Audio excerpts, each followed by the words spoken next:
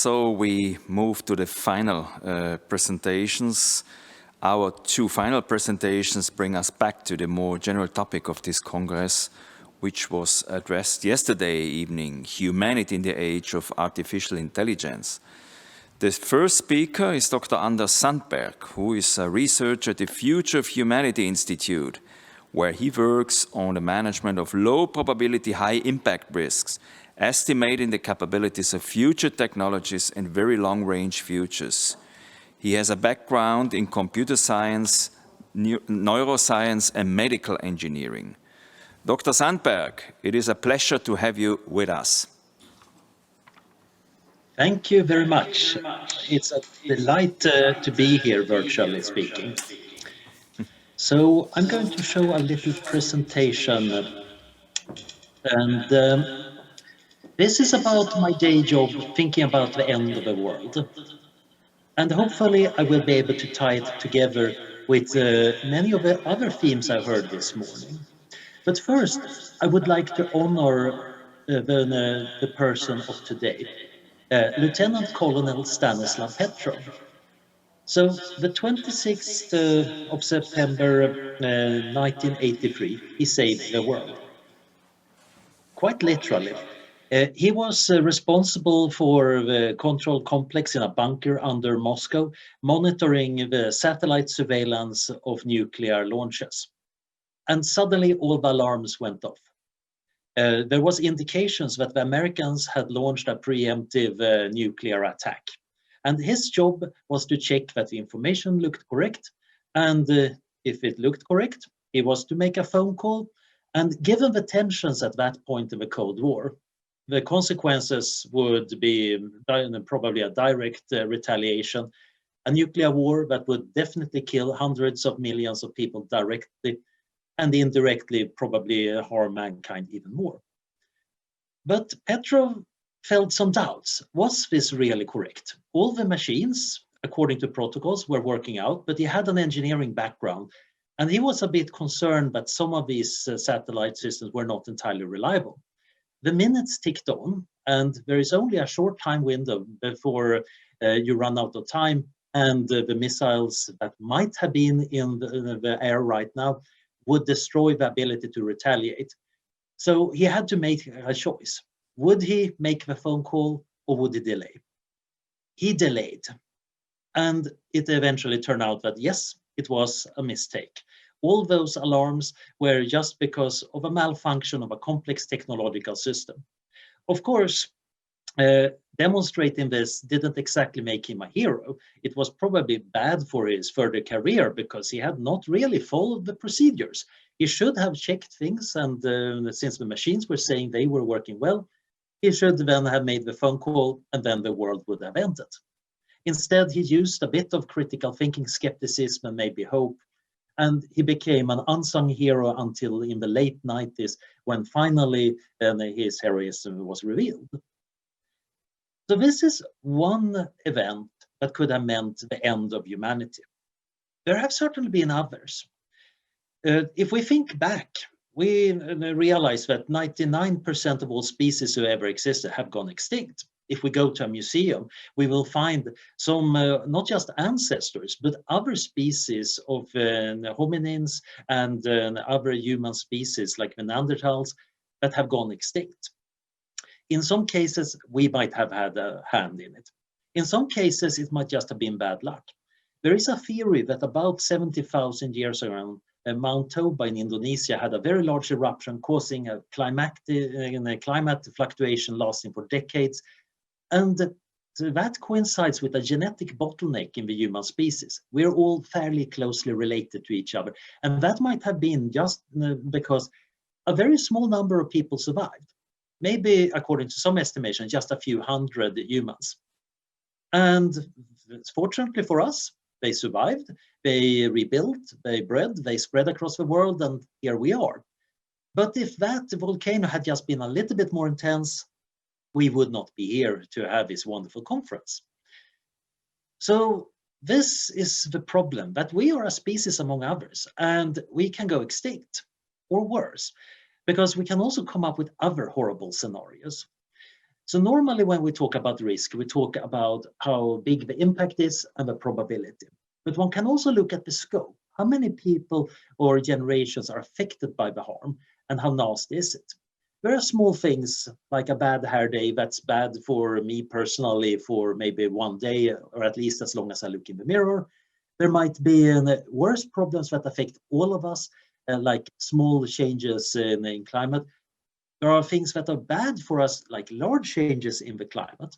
We can imagine things that also affect across generations.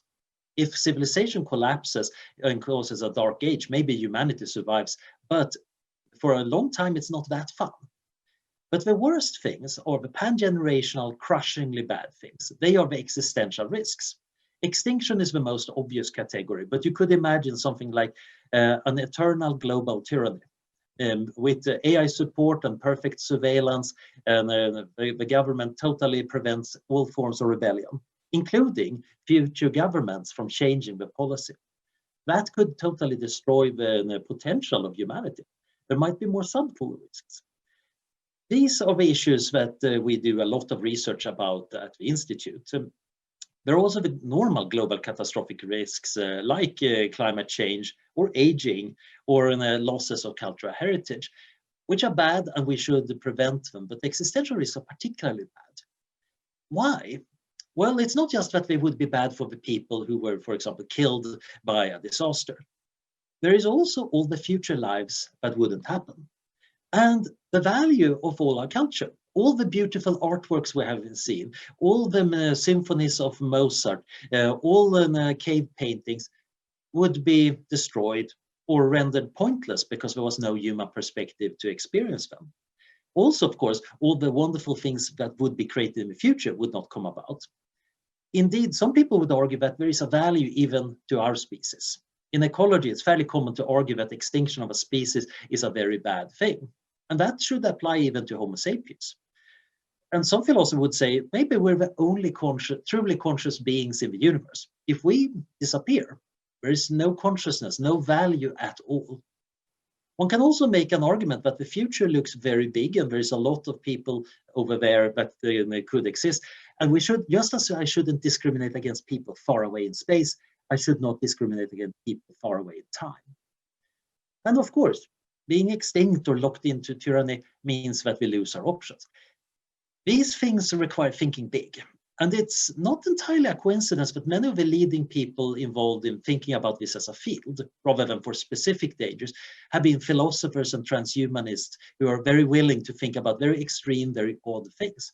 More sensible people focus on one problem at a time, rather than seeing that there is actually an entire field of threatening things here. This family photo, so to say, of the nasty things that could befall us contain both some of the relatively familiar risks like meteor impacts and nuclear war, but also rather exotic things ranging from super flares on the sun that could wipe out our modern electrical infrastructure and maybe threaten our climate, over to exotic physics risks, over to subtle cultural risks that maybe we would all end up creating super addictive computer games and forever play World of Warcraft online rather than surviving. I'm not going to be able to get into all of this, and that's not just too much to talk about or too depressing, but I also want to focus a little bit, zoom in a little bit on the more technological risks. The reason is that the natural risks are not that big. My colleague Toby Ord has recently published a brilliant book, The Precipice, about this topic, where he does some estimation of the risks from nature versus the ones we pose to ourselves. And it's fairly clear that the risks from nature, while they're not zero, they're rather small. Most species survive for hundreds of thousands or millions of years. So the risk per year is maybe 1 in a million from nature. And because we are numerous and we have ways of defending ourselves against many risks, they're even lower. Unfortunately, the risk from nuclear war or other technologically mediated disasters might be much higher. So nuclear war is a familiar risk. I grew up in the 80s, and about the time when Petrov did his heroic work, I remember lying in bed as a boy thinking the missiles might be in the air tonight. And it was not an unfounded worry.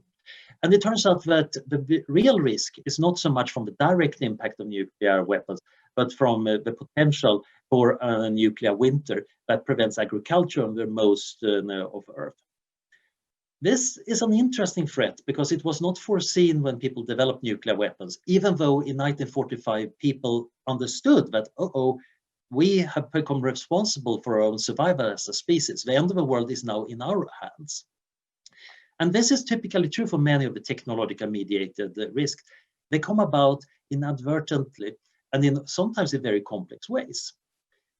Many risks today are systemic.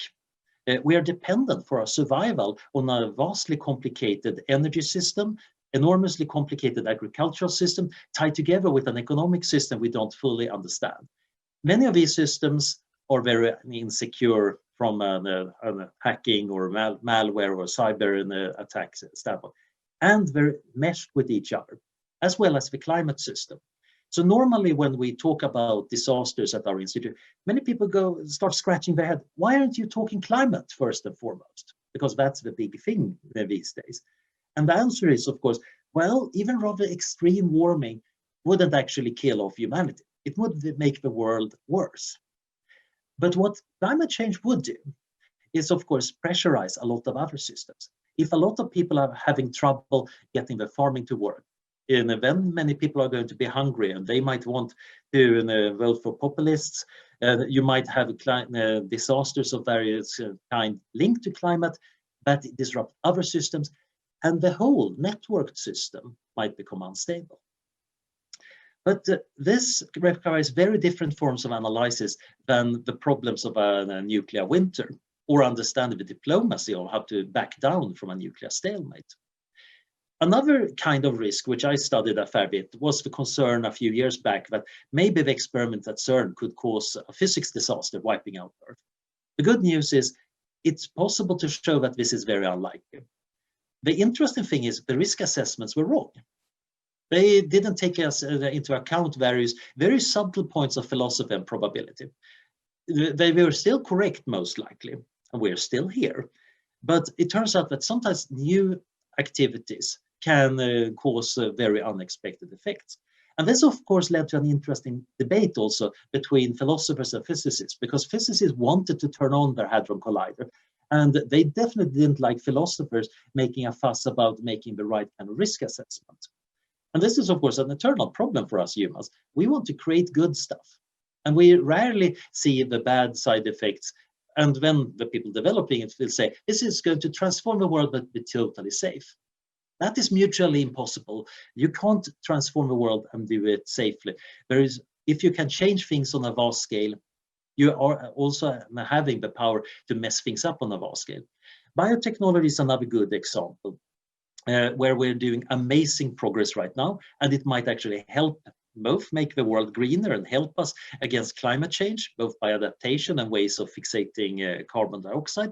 It allows enormous creativity, it might improve health, and at the center of this picture is my own killer smallpox recipe.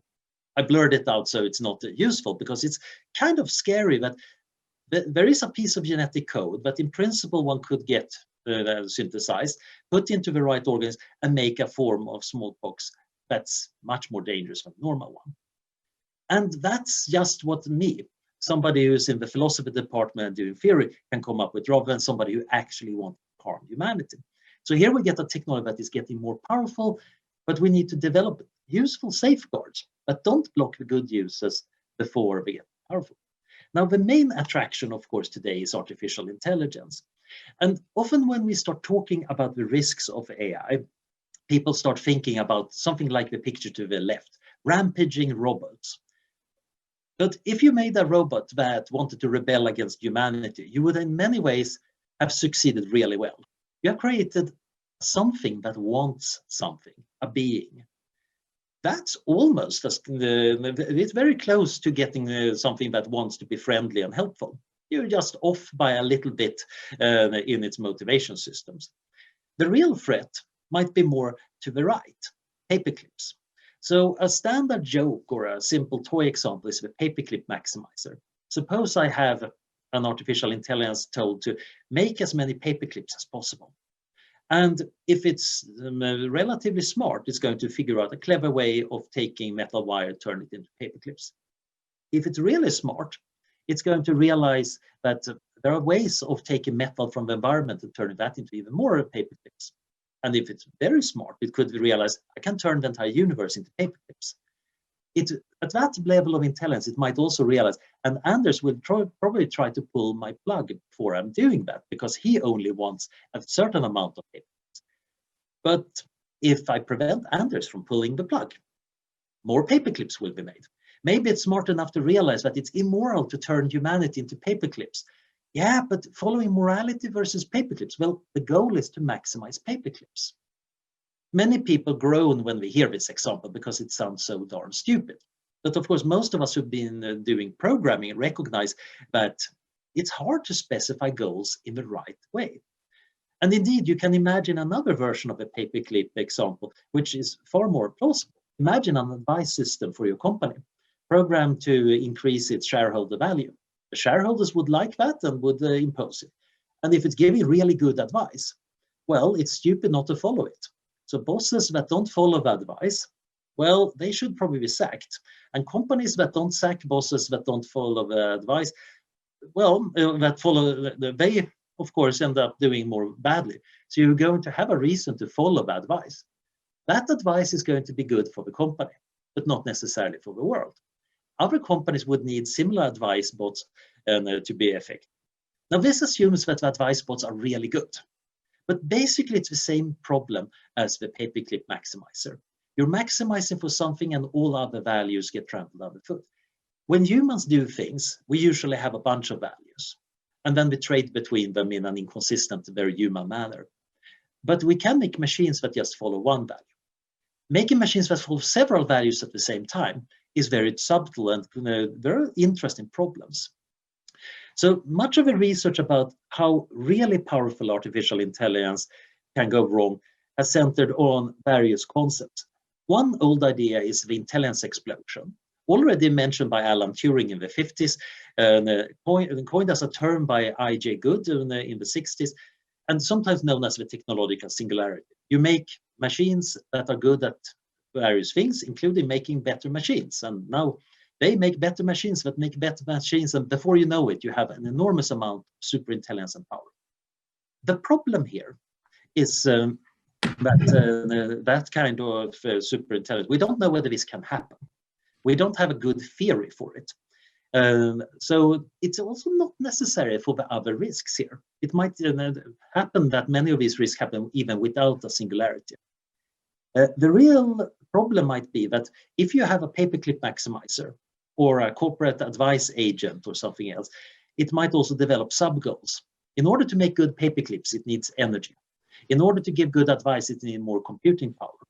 So in that case, it's going to work on getting those goals, getting more power and the energy and the information. Even if that's not the goal, it might start grabbing it in the world. And one can do toy models demonstrating all sorts of weird effects like this, like robots deceiving security cameras in order to do it. And the problem is, of course, intelligence and morals are independent things. Indeed, our human values are very complex and fragile things that philosophers and poets have been trying to describe for a long time. And we need to put enough of that into the programs to get them to understand what we're doing. That is going to be tricky, because it's taken us thousands of years realizing how tricky it is. And we might actually have a relatively short time before we get powerful enough machines to get worried about.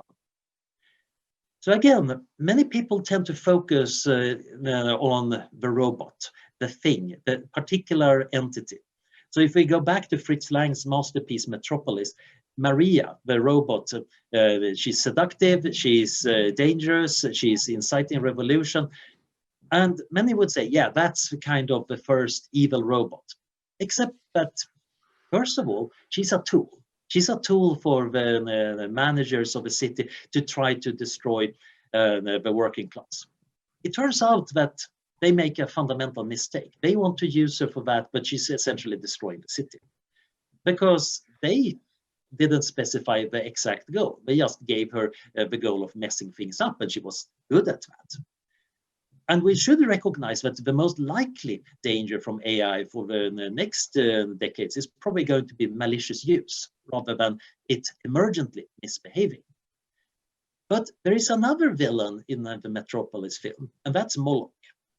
In an absolutely brilliant essay, the blogger and the essayist Scott Alexander combined Nick Bostrom's book on superintelligence with Ginsberg's beat poem Moloch to paint a picture of these vast systems we create, whether that is the capitalist dystopia of Metropolis, or bureaucracies, or complicated certification systems that aim at creating value, but destroy it instead. So in the system of Metropolis, the workers work themselves to death in order to feed their families, which then of course means that new generations of workers grow up that can also be exploited by the system. Even reforming the system is hard because it's going to resist any change, like anybody who's been trying to reform a corrupt government or a bureaucracy will realize. And the risk is, of course, that we don't necessarily get the robot rebellion in the form of sexy or violent military robots, but that we create Molochs. We create complicated interlocking systems, forcing us to play along, and then reinforcing that, using surveillance, using rewards, using advertisements, but also that the systems themselves enforce that they evolve in some direction that we have not chosen. And some of them might have been started by deliberate malicious intention, but many of them happen inadvertently.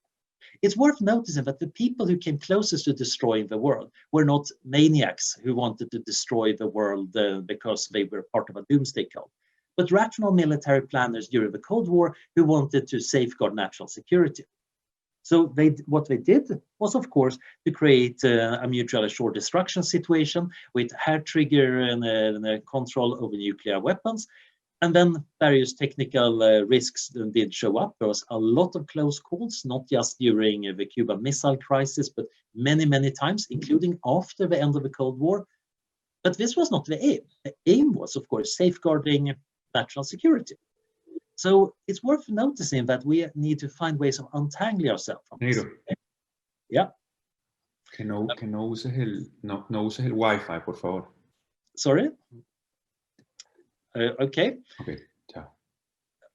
So now the interesting thing is we know we don't know that well the future of artificial intelligence.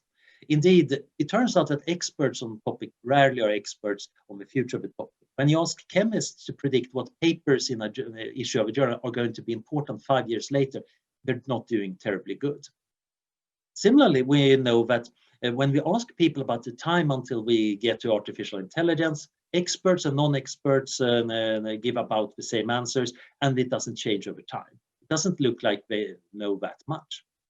And it actually turns out that when you ask AI experts today about when do you think we can make programs that can act as salespersons or surgeons or AI researchers, they give answers all over the map, and often in an inconsistent way. Many seem to believe that, yep, we can probably do all human-level tasks much earlier than being an AI researcher, which sounds rather implausible. Does this mean that we don't know anything and we don't need to work? No, it's kind of opposite situation. If we knew that AI was 50 years ahead, exactly, we could be planning carefully for that. Now it might be 10 years ahead or 500 years ahead, which means that working on safety and getting away from risky systems might be much more urgent than we think, even if it then turns out that actually we were a century or two too early. And there are ways of working on the safety, because many of the problems we're identifying today can probably be scaled up. So when we get to the really smart AI, we can actually deal with the problems. So today we have issues of what do we want the cleaning robots to do? How do we avoid them breaking things? We have issues about how do we make safe autonomous cars? An endless amount of ink has been spilled about how cars could solve trolley problems. I might have myself some blame in that, because I was one of the first philosophers telling the engineers about the trolley problem.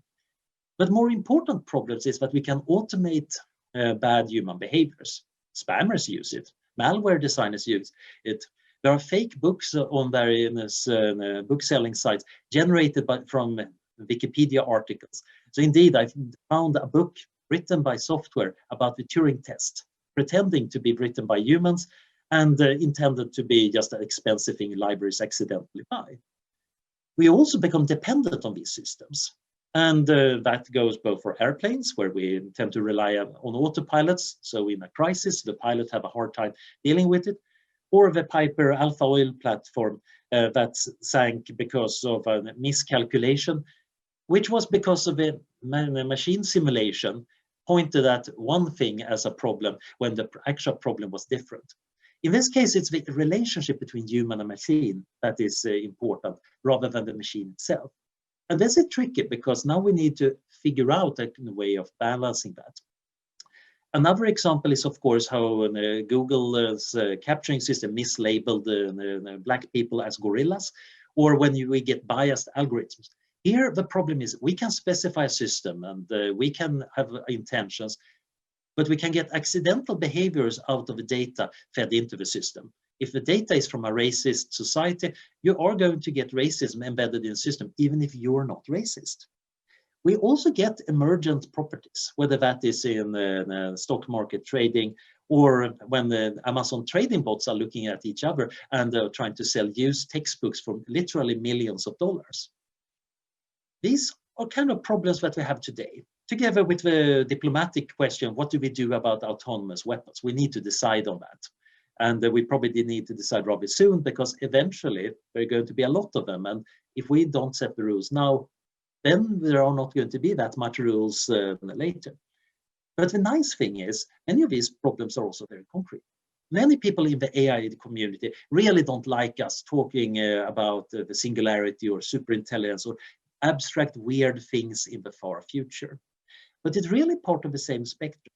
Figuring out how to specify human values matters both for making a safe superintelligence as well as making a cleaning robot that understands what's valuable and not valuable. Actually being able to learn in a safe way is important for making autopilot that can actually figure things out and also help humans figure out what's going wrong with the plane. Getting systems that are not biased in emergent ways is rather important right now for the issues of racism, sexism, etc.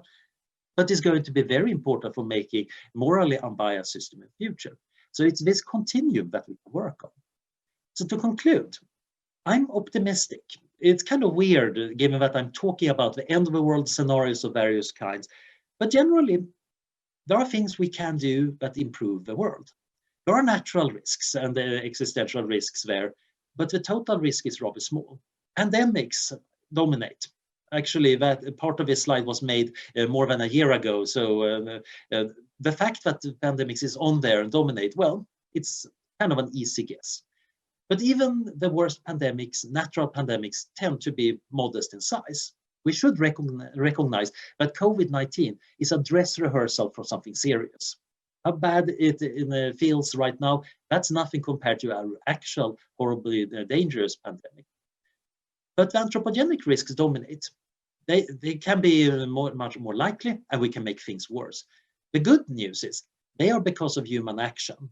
Humans are causing them, which means humans can also try to uncause them. And generally, the technological risks are the most unpredictable because many of the future risks are about technologies that don't exist yet, which of course also means that we can stave them off. If it turns out that we solve many of the basic AI safety problems right now, then the future AI is going to be much safer. If we can figure out how to make geoengineering safe before we actually try it, that's a much better situation than first trying it and then desperately trying to figure out how to fix the atmosphere. The systemic risk might be the stickiest one. They are the Molochs of the risks, where economic interests, technological system, social practices, and much else come together. We need a new science to deal with that. But there are many ways of improving mitigation resiliency. But in the end, we also need Petrovs. Stanislav Petrov paid a price career-wise for standing up and being reasonable and saving the world, but he had that courage and he had that skepticism that was needed. And sometimes you and me might find ourselves in the same situation. We also need a lot of imagination about this. The standard thinking both brought us into this problem, but also tends to ignore new possible risks. Actually, imagining new weird risks and ways around them are necessary. Many solutions to risks are not of the same kind, but cost them. And finally, we need optimism. We need the optimism that the future is going to be good, because otherwise it's not a point in saving it. And the optimism that we can do something about it. Now, a pessimist might be right more often than an optimist, but they're generally not happy about that. Optimists get energy to try to fix things. In the past, it's the optimists who actually have been fixing the world's problems too. And I'm hoping that we're going to have futurological conferences for a long, long time into the future, because the future should be growing, not shrinking over time. Thank you.